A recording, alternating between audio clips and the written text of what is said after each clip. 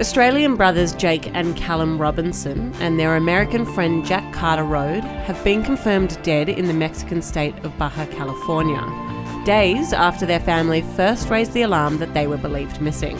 Police allege they were murdered, possibly because thieves wanted their car tyres. Last month, Jake and Callum Robinson, brothers from Perth, went on a camping and a surfing trip in the Mexican state of Baja California. They were with a friend from the US called Jack Carter Rhoad. All three are now confirmed dead, and police allege they were murdered. Lucy, can you just start at the beginning of this story? It's unfolded fairly quickly. Yes. Where does this story begin? So let's start with kind of the where of this story. Baja California, as you said, is a Mexican state. It's on Mexico's west coast, and it's a long strip of land that kind of continues on from the US state of California. Callum Robinson and Jack Carter Rhoad were based in the US city of San Diego, which is just a half an hour drive from a really popular US-Mexico border crossing at San Isidro and Tijuana. Baja California is a really well-known international surfing destination. It's really not out of the ordinary for these guys to have travelled there for this kind of trip. And so they were going on this surfing trip. Can you talk a bit about what we know about the three men? Yeah, absolutely. So Callum Robinson, as I said, was based in San Diego. He's from Perth. He had gone to uni in the US to play lacrosse and had then played actually professionally for a couple of years. And his brother, Jake Robinson, was a doctor who was about to start a new job at a hospital in Victoria and had gone to visit his brother in the US before that began.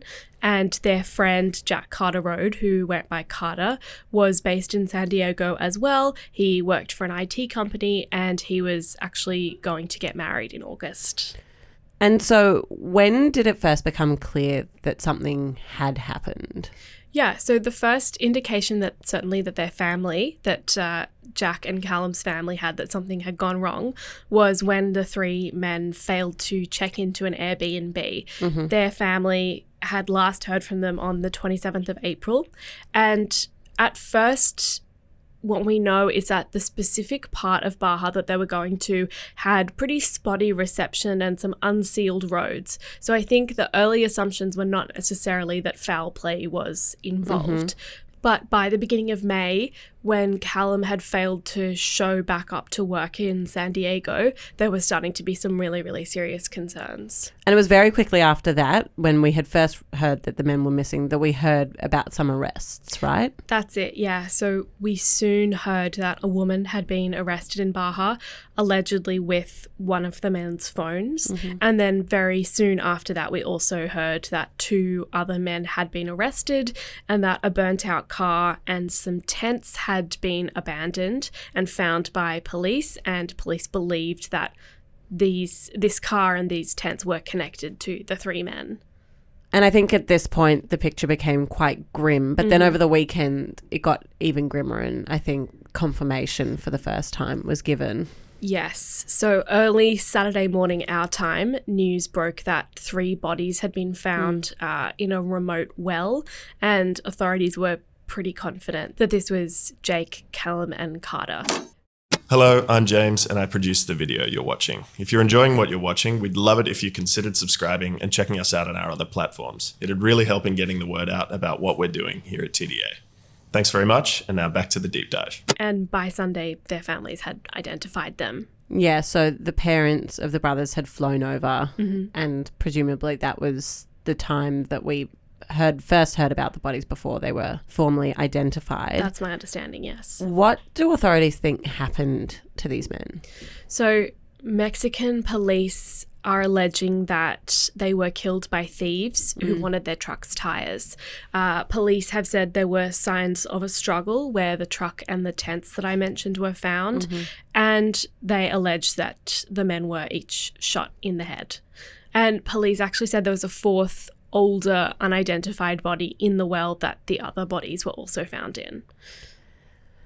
As we've said, just a horrific story. And, you know, we were getting lots of messages on the Daily Aus of people that knew the brothers who were trying to ask us to spread the message. And again, it just happened so quickly. I think one of the important angles to this story has been the reaction from locals in Mexico. Yeah. What has that been like? The speed at which charges were laid and how quickly these men's bodies were found in this very remote location has raised questions for locals. Some people have been asking why so many Mexican people are registered missing with no movement on their cases for months or for years, but these men were located really quickly.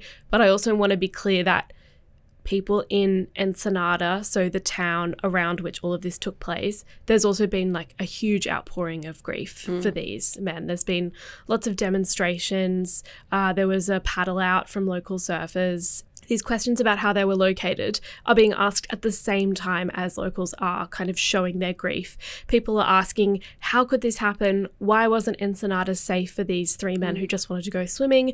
And also, why are our own missing persons cases going unsolved? Really kind of pointing to like a broader institutional failure.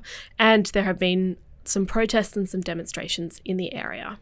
And the protests have been around that issue? Yes. So there are clearly a few layers to this story, but at the heart of it, just a real tragedy of young men who went out to have a nice holiday and just an absolutely dreadful ending to that holiday. I think that important to just highlight that there are a couple of GoFundMe pages that have been set up to help the families of the boys and also to direct funds towards causes that especially Carter believed in. So we'll throw those in the show notes if you're looking to help out in any way. But that's all we have time for today. Take care of yourself and we'll be back again tomorrow.